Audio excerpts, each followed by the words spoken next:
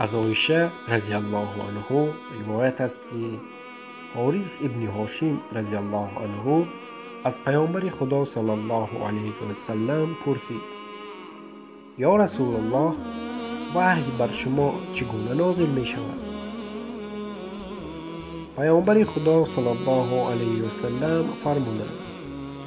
گاه مانند نغمه جرس که این شدیدترین آن است تا جایی که سراپایم در هم می شکند و من آنچه را که می گوید به خوبی درک می کنم. گاه ملک به صورت شخص بر من ظاهر می گردد و با من سخن گفته و من آنچه را که می گوید درک می کنم.